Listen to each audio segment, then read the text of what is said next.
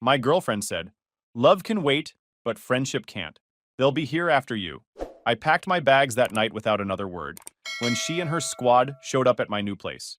Days later, So here's the thing about dating someone who treats their friend group like a religious cult. You don't notice it at first because everything's new and shiny and you're both trying to impress each other. But eventually, the cracks start showing. And by cracks, I mean giant fault lines that could swallow a small city. I'm Jake, 29, working as a logistics coordinator for a medical supply company. Decent job, decent apartment, decent life. Not flashy, but comfortable. Been with my girlfriend Natalie for about 2 years at this point. Met her through mutual friends at a cookout, hit it off, started dating. She was fun, outgoing, had this whole vibrant social life that I thought was cool at first. Key phrase there being at first. Natalie had this friend group she called the Squad. 5 women total, including her. They'd been friends since college, which was about 7 years ago. Now look, I'm not some insecure dude who gets threatened by his girlfriend having friends. I've got my own crew, guys I've known since high school. We hang out, watch games, grab food, whatever. Normal stuff. But Natalie's squad was different. These women operated like they were running a Fortune 500 company together. They had group chats that never stopped buzzing. They had standing weekly dinners every Thursday. They had monthly weekend trips. They had inside jokes that went layers deep. They had a shared calendar that was color-coded and cross-referenced, like they were planning military operations. And Natalie treated every single one of these commitments like they were carved into stone tablets and handed down from above. The first year wasn't too bad. I'd see her Thursday through Sunday. She'd do her squad thing on weeknights and the occasional weekend. It worked. But then little things started piling up. She'd cancel our date nights if one of her friends was going through something. She'd cut our conversations short because the group chat was blowing up. She'd prioritize their birthdays and celebrations over anything we had planned. I tried talking to her about it a few times.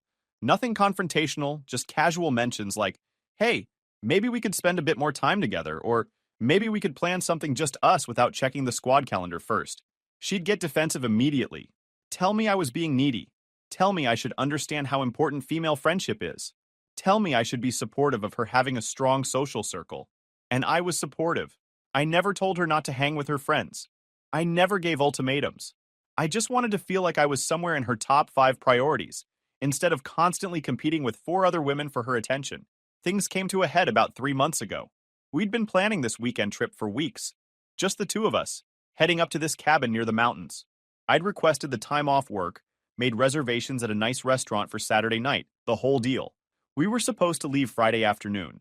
Thursday night, Natalie's at the weekly squad dinner. I'm at home packing our bags because I'm efficient like that and figured I'd save us some time in the morning. My phone rings around 9. It's her. "Hey babe," so something came up. I already knew where this was going. I could hear the noise in the background, the chatter and laughter of her friends. "What's up?" "Okay, so Danielle just found out her ex is getting engaged, and she's really struggling with it, and the girls think we should do a support weekend. Like, we're all going to stay at Ashley's beach house and just be there for her." I stood there in my bedroom, holding a pair of hiking boots. "Natalie, we've had this trip planned for a month." "I know, but this is an emergency. Danielle's devastated. Did her ex die or something?" "Jake, don't be insensitive. This is really hard for her." "So let me get this straight. Danielle's ex, who she broke up with over a year ago, is getting engaged to someone else. And this requires all 5 of you to drop everything and have an emergency beach weekend. You're making it sound ridiculous." "I'm just repeating back what you told me." She sighed in that way people do when they think you're being deliberately difficult. "Look, you can go on the trip without me if you want, or we can reschedule, but I need to be here for my friend right now." I looked around my room, at the 2 bags I'd been packing, at the printed confirmation for the cabin reservation, at the bottle of wine I'd bought because she'd mentioned wanting to try that specific brand. "Yeah, okay," I said. "Have fun. Thank you for understanding. I'll make it up to you, I promise." She didn't make it up to me. She went on the beach weekend. Posted about 200 photos on social media of the 5 of them doing face masks and having champagne breakfasts and watching sunsets. Meanwhile, I canceled the cabin reservation, ate the cancellation fee, and spent the weekend reorganizing my garage. That should have been my wake-up call right there. But I'm a patient guy. Maybe too patient. A few weeks later, it's my birthday. Not a huge milestone or anything, just turning 29. Natalie knows about it, obviously. We talked about doing dinner, nothing fancy. Day of, I leave work early, head home, clean up. She texts me around 4 saying she's running late but will be there soon. 6 o'clock comes. Nothing. 7. Nothing. I text her asking if everything's okay. She responds at 7:30. OMG, I'm so sorry. The squad ended up at this new place downtown and lost track of time. Heading to you now. She shows up at 8:15. Doesn't apologize again. Just launches into this story about how one of her friends had run into her former coworker and they'd all gotten caught up in some drama I didn't care about. We went to dinner. She spent most of it on her phone because the group chat was active. When the waiter brought out the birthday dessert, she was mid-text and barely looked up. That was when I started really thinking about things. Not in an angry way, just in a clear-eyed way. Like when you're looking at something you've been staring at for ages and suddenly see it from a different angle. I realized Natalie didn't prioritize me. Not really. I was convenient. I was there when the squad wasn't available. I was a placeholder for the time between friend activities.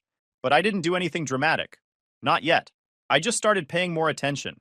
Started noticing patterns. She'd text me throughout the day when her friends were busy at work.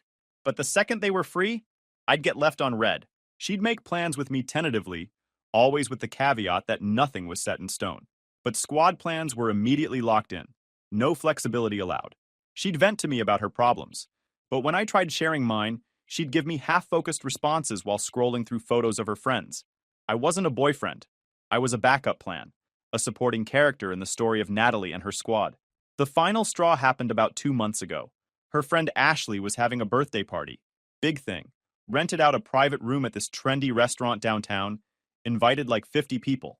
Natalie had been talking about it for weeks. She'd bought a new outfit. She'd gotten Ashley this expensive gift. She'd been coordinating with the squad about decorations and surprises. I was invited, obviously, as Natalie's +1. Party was on a Saturday night. That same Saturday, my sister called me Friday evening. She was having a rough time. Her marriage was falling apart. She'd just found out her husband had been lying to her about some financial stuff, and she needed someone to talk to. She asked if I could come over Saturday afternoon, help her sort through some things. Just be there as a brother. I told her, of course. I mentioned it to Natalie that night. Explained the situation. Said I'd need to spend the afternoon with my sister, but would still make it to Ashley's party in the evening. Natalie got this look on her face. But you'll definitely be at the party, right? Yeah, I'll be there. Just might be a little late depending on how things go with my sister. How late is a little late? I don't know, Nat. My sister's going through something serious. I'm not going to set a timer.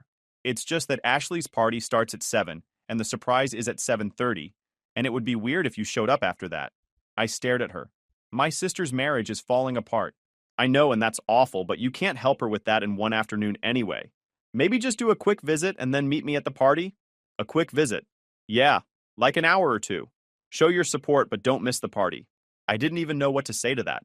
My sister was in crisis, and Natalie was worried about me missing the surprise at her friend's birthday party. Saturday comes. I go to my sister's place around noon. She's a mess, rightfully so. We talk for hours. She shows me bank statements, messages, the whole ugly situation. I help her start making a plan. Connect her with a lawyer I know. Just try to be there for her. Around 6, I check my phone. 3 missed calls from Natalie. 7 texts. Hey, where are you? We're getting ready. Jake, you need to leave soon. It's already 6:15. Are you coming or not? Everyone's asking about you. This is really rude. I called her back. She answered immediately. Finally. Where are you? Still at my sister's place. It's been a heavy day. Jake, the party starts in 45 minutes. I know. I'm not going to make it. Silence. Then, what do you mean you're not going to make it? I mean my sister needs me here. This is more important. Are you serious right now? I told Ashley you were coming. I told everyone you were coming. Natalie, my sister's marriage just imploded. I'm not leaving her alone to go to a birthday party. This isn't just a birthday party, Jake. This is important to me. The squad put so much work into this. And my sister is important to me. More silence. Then she said something I'll never forget. You know what? Fine. Stay with your sister. But don't expect me to keep rearranging my life for you when you can't even show up for the things that matter to me. I almost laughed. Rearranging your life for me? When have you ever done that? I make time for you. You make time for me when your friends are busy. That's not fair. It's completely fair. Name one time in the last 6 months you've canceled squad plans for me. She couldn't. Because she hadn't. Not once. I have to go, she said. We'll talk about this later. She hung up. I stayed with my sister until almost midnight. Made sure she was okay, had a plan, had people to call if she needed support. Then I drove home, exhausted and honestly just done with the whole situation. Natalie texted me around 11. Texted me, just said at Ashley's after party. We'll talk tomorrow. Tomorrow came. She showed up at my place around 2 in the afternoon. Let herself in with her key. I was in the living room, catching up on work emails. Hey, she said. Didn't sound apologetic. Sounded annoyed. Hey, so last night was pretty messed up. Yeah, it was rough. My sister's really struggling. I meant you not showing up to the party. I looked up from my laptop. That's what you want to talk about? Jake, you embarrassed me. Ashley kept asking where you were. I had to keep making excuses. I told you I wasn't coming. I was with my sister. You could have made an appearance, even just for an hour. My sister needed me, and I needed you there. I closed my laptop, set it aside.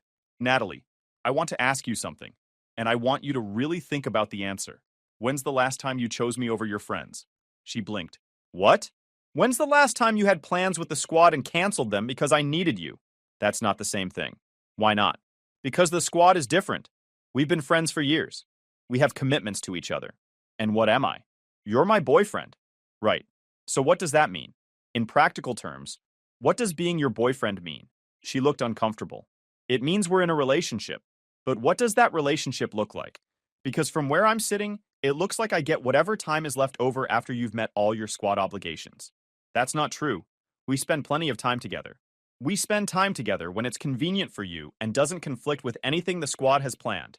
Jake, you're being ridiculous. You know how important my friends are to me. I do. That's the problem. I know exactly how important they are. What I don't know is how important I am. She folded her arms. So what? You want me to choose between you and my friends? I want you to have some balance. I want to feel like I matter. You do matter. Then act like it. We argued for another 20 minutes. Same points, different words. It went nowhere. She left saying she needed space to think. That space lasted about 3 days, during which she barely texted me but posted constantly about squad activities. Then she asked if we could talk. We met at this coffee shop near her place, neutral ground. She had this whole speech prepared about how relationships require compromise and understanding and how she felt like I was being controlling by asking her to spend less time with her friends. I let her finish. Then I said, I'm not asking you to spend less time with your friends. I'm asking you to spend more time with me. It's the same thing. It's really not. Jake, I feel like you don't respect my friendships. I feel like you don't respect our relationship. We were at an impasse. She suggested we take a break. I agreed. Figured it would give us both time to evaluate things. The break lasted 2 weeks. We barely talked. She was busy with squad stuff. I focused on work, spent time with my own friends, helped my sister navigate her separation. Honestly, it was kind of nice not having to work around the squad schedule. When the 2 weeks were up, Natalie asked if I wanted to meet up and talk. We met at her apartment. She'd made dinner, had the place looking nice. I thought maybe she'd had some realizations. Maybe we could actually work through this. We ate, made small talk, avoided the elephant in the room. Finally, after dinner, we sat down on her couch. So I've been thinking a lot, she started. And I talked to the squad about everything. Of course she did. They helped me see things more clearly. Jake, I love you, but I also love my friends. They've been with me through everything. Through bad breakups, through family issues, through career struggles. They're my support system. Okay. And the thing is, relationships come and go. That's just reality. People date, people break up. But friendships, especially friendships like ours, those are forever. I felt something shift in my chest. A kind of clarity. Keep going. I guess what I'm saying is, I can't prioritize a romantic relationship over friendships that have proven themselves over years. Love is great, but it can wait. Friendship can't. My friends will be here after you're gone. There it was, said out loud. The thing that had been lurking beneath every canceled date, every interrupted conversation, every time she'd chosen them over me. I was temporary. They were permanent. After I'm gone, I repeated. I don't mean it like that. I just mean, realistically, we're dating. We're not married. Who knows what will happen? But my friends, I know they'll always be there. So I'm basically auditioning for a spot that might never actually be available because the squad has all the permanent positions filled. That's not what I'm saying. That's exactly what you're saying, Natalie. You're telling me I'm a placeholder, a temporary position until something better comes along, or until I get tired of being the backup plan. You're twisting my words. I'm not. You just told me your friends will be here after I'm gone. You're already planning for me to be gone. Jake, I'm trying to be honest with you about what I can offer. And I appreciate that. I really do. Because you just gave me all the information I needed. I stood up. She looked confused. Where are you going? Home. I'm going home. We're not done talking. Yeah, we are. You just told me where I rank in your life. I'd rather not hear anymore. Jake, you're overreacting. I don't think I am. You've made it clear that I'm not a priority. That I'll never be a priority as long as the squad exists. And that's fine.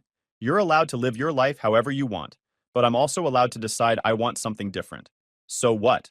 We're breaking up? You already broke up with me, Natalie. You just wanted to make sure you had someone around until you found an upgrade. That's not fair. Fair is you being honest, which you finally were. So thank you for that. I left. She called after me, but I didn't stop. Drove home, walked into my apartment, and just sat there for a while processing everything. Then I got to work. See, here's the thing about being a logistics coordinator. I'm good at planning. I'm good at coordinating moves. I'm good at organizing complicated transitions. And I'm very good at seeing a situation clearly and taking action. Natalie had a key to my place. We'd exchanged keys about a year ago when we thought things were getting serious. I sent her a text. I need my key back. I'll drop yours off at your place tomorrow. She called immediately. I didn't answer. She texted, Jake, please, can we just talk about this? I didn't mean it the way it sounded. The squad helped me process, but I might have worded things wrong. Please don't do this. I didn't respond. Instead, I spent the evening going through my apartment and packing up everything that was hers. Clothes she'd left, toiletries, books, random stuff she'd accumulated at my place over 2 years. Put it all in boxes. I also started looking at rental listings. My lease was up in 2 months anyway. Figured this was as good a time as any to make a fresh start. Found a place across town. Smaller than my current apartment, but newer building. Better location, cheaper rent. Put in an application that night. Got approved the next morning. Gave my notice on my current place. 4 weeks to move out, which gave me time to plan properly. I didn't tell Natalie any of this. She kept texting, asking to talk, saying we should work through this. I kept my responses minimal. I'll drop your key off this weekend. Please pack up anything else of yours that might be at my place. I need some space to figure things out. She seemed to think this was a temporary thing, that I was just upset and would cool down and we'd get back together. I spent the next 3 weeks preparing, found movers, changed my address with work and utilities, forwarded my mail, packed systematically, room by room. Natalie tried a few more times to meet up. I kept deflecting, told her I needed time, let her think I was just processing my feelings. The Friday before my move, I finally agreed to meet her for coffee. Brought her key with me. She brought mine. So, she said, sitting across from me, have you thought about things? I have. And? I think you were right. About your friends being your priority. About love being something that can wait. She looked relieved. So you understand. I do. I understand that you need to live your life according to your priorities. And I need to live mine according to mine. Jake, I want to make this work. I don't. Her face fell. What? I don't want to make this work, Natalie. You told me exactly where I stand. You told me I'm not the priority. You told me your friends will be here after I'm gone. So I'm choosing to be gone. I said that wrong. I didn't mean... You meant it. You might wish you'd phrased it differently, but you meant it. And honestly, I'm glad you said it. Saved us both a lot of time. We've been together for 2 years. We've been dating for 2 years. But we haven't been partners. Partners show up for each other. Partners make each other a priority. We've just been 2 people who hang out when it's convenient. That's not true. I slid her key across the table. She slid mine back. We sat there in silence for a minute. I'm moving, I said finally. Tomorrow. New place across town. Moving? Jake, you can't just... I can. My lease was up anyway. Fresh start seems like a good idea. You're not going to tell me where? I don't think that's necessary. She looked like I'd slapped her. So that's it? You're just cutting me out? I'm doing what you expected me to do eventually anyway. Your friends will be there after I'm gone, remember? Well, I'm gone. I stood up. She stayed seated, looking stunned. Take care of yourself, Natalie. I hope the squad works out for you long term. I left. Blocked her number when I got to my car. Blocked her on social media, too. Clean break. Moving day was smooth. I'd planned everything down to the last detail. Movers showed up on time, had everything loaded, and at the new place by early afternoon. The new apartment was smaller but better laid out. 1 bedroom, decent kitchen, living room with actual natural light. Building had a gym in the basement that I could actually see myself using. Parking spot included. No memories attached to any of it. I unpacked systematically. Bedroom first, because you need a place to sleep. Kitchen second, because you need to eat. Living room last because that's where you relax. And I wasn't worried about relaxing yet. I was focused on establishing the foundation. By evening, everything had a place. I'd even hung up a few pictures. Nothing from my relationship with Natalie, obviously. Just some landscapes I'd bought years ago and never bothered to display. They looked good on the walls. Made the place feel more like mine. I ordered food from a place I'd never tried before. Sat on my couch, ate in silence, and just absorbed the fact that I was starting over. No drama, no squad schedule to work around, no wondering when the next cancellation would come. Just me and my decisions. I spent my first night in the new apartment feeling lighter than I had in months, slept better than I had in weeks.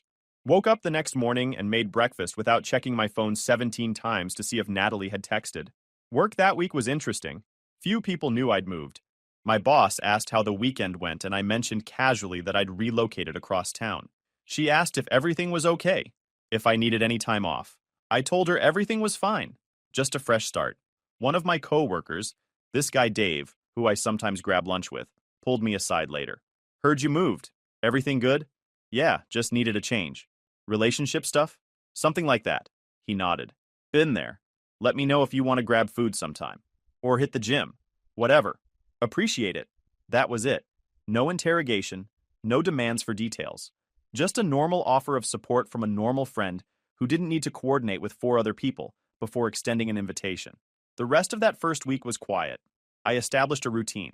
Wake up, gym, work, home, dinner, relax. Simple. No checking anyone else's schedule. No wondering if I was supposed to be somewhere. No texts at 8 p.m. saying plans had changed because someone was having a crisis.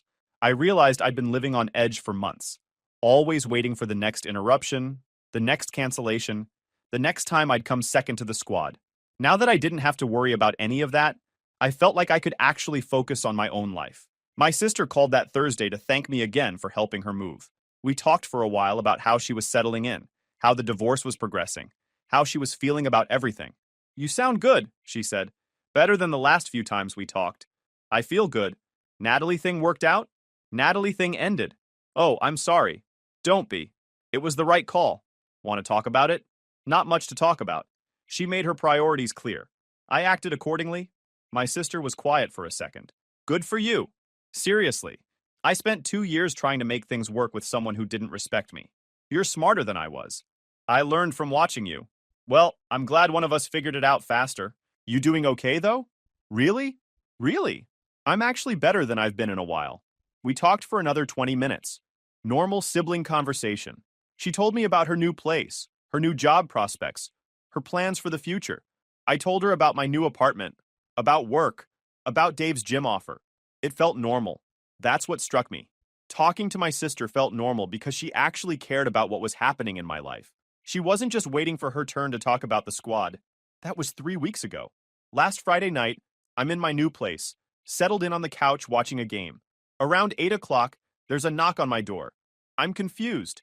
I haven't given my new address to many people. My family knows. A couple close friends. That's it. Look through the peephole. It's Natalie. With the entire squad. All 5 of them. Standing in my hallway like they're about to stage an intervention. I stood there for a second, debating. Then I opened the door. How did you get my address? Natalie looked uncomfortable. I called your mom. She gave it to me. Of course she did. Mom always liked Natalie. Didn't know the whole story. What do you want? We need to talk. There's nothing to talk about. One of her friends, Ashley, I think, stepped forward. Jake, just hear her out. She's been miserable. I looked past them into the hallway. Did you all come here to tell me that? Another friend chimed in. We're here to support Natalie. She loves you. You should give her another chance. I almost laughed. You're here to support Natalie. Of course you are. That's what you do. Natalie pushed forward. Jake, please. I made a mistake. I should never have said what I said. I was confused and the girls were trying to help, but I took it too far. The girls were trying to help. So this was a group decision to tell me I was temporary? No, that's not. I phrased it wrong. I just meant, you meant exactly what you said. Your friends are your priority. I get it. I respect it. Now please leave. One of the friends, a blonde, whose name I never bothered learning, got indignant. You know what? You're being really immature about this. Natalie made a mistake. People make mistakes. The mature thing would be to talk it through. I looked at her directly. And you are? She blinked. I'm one of Natalie's best friends. Right. One of the people who helped her decide I wasn't worth prioritizing. That's not what happened. Sure. Look, I'm going to be real clear here. Natalie and I are done. We were done the moment she told me I was a temporary situation. The fact that all of you came here tonight just proves my point. She's not here because she actually wants to fix things. She's here because the squad decided this was the right move. Natalie's eyes welled up. Jake, that's not true. I came because I miss you. I came because I realized I was wrong. You came because your friends told you to come. You're incapable of making a decision that doesn't get run through the squad first. That's the problem. Another friend jumped in. Okay, you're being really unfair. Female friendships are important. We support each other. That's what women do. Cool. And you know what men do when they're in relationships? They prioritize their partners. They show up. They don't treat their girlfriends like backup plans. Natalie never treated you like a backup plan, Ashley said defensively. I counted on my fingers. Canceled our weekend trip for an emergency beach weekend because Danielle's ex got engaged. Showed up 2 hours late to my birthday dinner because you guys lost track of time. Told me to cut short supporting my sister during a crisis so I could make it to your party. And finally, told me to my face that love can wait, but friendship can't, and that you'll all be here after I'm gone. Which part of that sounds like I was a priority? They all got quiet. Natalie was crying now. That's what I thought, I said. Look, you're all clearly very close. That's great. I'm happy for you. But that closeness came at my expense, and I'm not interested in being the supporting character in the story of the squad anymore. So you're just giving up? Natalie's voice was small. I'm not giving up. I'm choosing me. The same way you chose them. The difference is, I don't need 4 people standing behind me to feel confident about my decision. That landed. I could see it hit all of them. Now, I'm going to ask you politely one more time. Please leave. Natalie stepped closer. Jake, please, can we just talk? Alone? We already talked. Multiple times. You made your position clear. I made my decision based on that. There's nothing else to say. I can change. I can make you more of a priority. You can't change, Natalie. Not really, because the second you try, the squad's going to pull you back. That's how it works. They need you to be as invested in them as they are in you. And you need them to validate every decision you make. It's a closed loop, and I don't fit into it. She didn't have a response to that. I'm closing the door now. Please don't come back here. If you try to contact me again, I'll block you everywhere else too. Move on. Go back to your friends. They're clearly who you want to be with. I stepped back and closed the door. Heard them talking in hushed voices for a minute. Then footsteps walking away. Went back to my couch. Unpaused the game. Cracked open a drink. My phone buzzed about an hour later. Text from my mom. Natalie called crying. Said you won't talk to her. What's going on? I called her back. Explained the situation. The whole thing. What Natalie had said. How I'd been treated. Why I'd moved without telling anyone. Mom was quiet for a moment. Then, I gave her your address. I'm sorry. I thought you two were just having a fight. It's fine. But please don't give out my information again without checking with me first. I won't. And Jake, for what it's worth, I think you did the right thing. You deserve someone who puts you first. Thanks, Mom. We talked for a bit longer. She asked if I was okay. I told her honestly that I was better than okay. That I felt like I could breathe for the first time in months. Since then, it's been quiet. I blocked Natalie on everything after she tried emailing me. Blocked the whole squad on social media too. Clean slate. Got a text from one of my buddies last week asking if it was true I'd broken up with Natalie. News travels fast, apparently. Told him yeah, it was true, and left it at that. He asked if I wanted to grab food and watch the fight this weekend. Said sure. Normal friend stuff. No drama. No group consensus needed before making plans. Just 2 guys hanging out. It's been almost a month since the squad showed up at my door. Life's been pretty good, honestly. Work's going well. I'm settling into the new place. Spent last weekend helping my sister move into her own apartment. She's doing better. Divorce is moving forward. She's got a good lawyer. My social life is simpler now. I hang with friends when I want to. Go to the gym, read, cook, do normal single guy stuff without having to coordinate around someone else's friend schedule. The funny thing is, I'm not even mad anymore. I was at first, obviously, but now I just feel like I dodged something. Imagine if we'd gotten more serious, moved in together, maybe gotten engaged. I would have spent my entire life playing second fiddle to the squad. There would have been wedding drama because the squad wanted input on everything. There would have been fights about where to live because it needed to be close to all the friends. There would have been arguments about every major decision because Natalie would need the squad's approval before committing to anything. No thanks. I'm better off alone than being someone's backup plan. A few days ago, I ran into one of Natalie's coworkers at a coffee shop. She recognized me, came over to say hi, asked how I was doing. Good, I said. Moved into a new place? Starting fresh? I heard you and Natalie broke up. She's pretty torn up about it. That's unfortunate. She said it was a misunderstanding, that you overreacted to something she said. I smiled. She told me her friends would be there after I was gone. I decided to be gone before they had the chance to prove her right. The coworker looked uncomfortable. That's harsh. It's honest. She made her choice. I made mine. Don't you think you could have tried harder to work through it? I think I tried plenty hard. I tried for 2 years to fit into her life while she never made any effort to make room for me. At some point, you have to recognize when something isn't working and walk away. But 2 years is a long time to throw away. It is. Which is why I wish she'd realized sooner what her priorities were. Would have saved us both a lot of time. The coworker didn't know what to say to that. We made awkward small talk for another minute. Then I excused myself. As I left, I realized that was probably going to be the narrative, that I overreacted, that I threw away a good relationship over nothing, that I should have tried harder. And honestly, I don't care. Let Natalie tell whatever story she wants. Let the squad rally around her and validate her version of events. Let them all agree that I was the problem. I know the truth. I know I spent 2 years trying to matter to someone who already had a full roster of people who mattered more. I know I gave chance after chance for things to balance out. I know I finally had enough self-respect to walk away when it became clear they never would. That's good enough for me. I've started seeing someone new, actually. Nothing serious yet, just grabbed coffee a couple times. She's a nurse at one of the hospitals my company supplies. Met her when I was doing a delivery walkthrough a few weeks back. We got to talking. She asked if I wanted to grab coffee sometime. I said sure. She has friends. Normal amounts of friends. People she sees occasionally. Group chats that don't require immediate responses. Plans that can be flexible.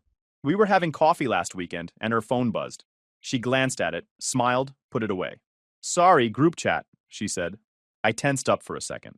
Want to respond? Nah, it can wait. I'm here with you. Such a simple thing, but it hit different.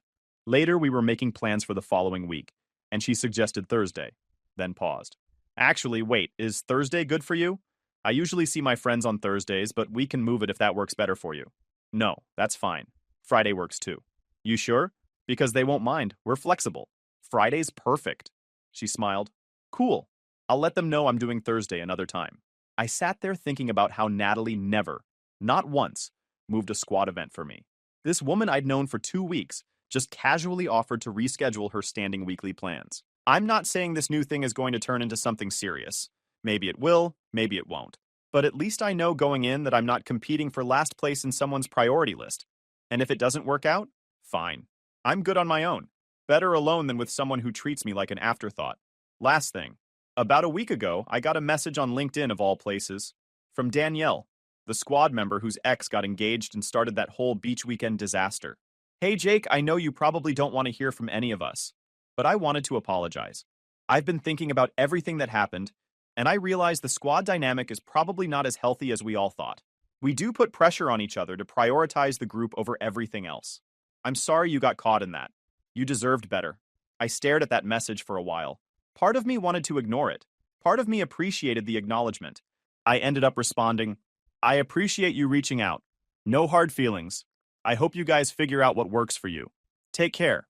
She replied, thanks for being decent about this. For what it's worth, Natalie really did care about you. We just made it impossible for her to show it the right way. She's an adult. She made her own choices. True, but we didn't make it easy. Anyway, I'm trying to have better boundaries now. Realized I can't expect my friends to drop everything for me every time I'm upset. That beach weekend was ridiculous. Growth is good. Yeah, good luck with everything, Jake. You seem like a solid guy. You too. And that was it. A tiny moment of validation from someone inside the squad. Didn't change anything, but it was nice to know I wasn't completely crazy for seeing the situation the way I did. So here I am, month and a half out from the breakup. New apartment, new routines, new possibilities.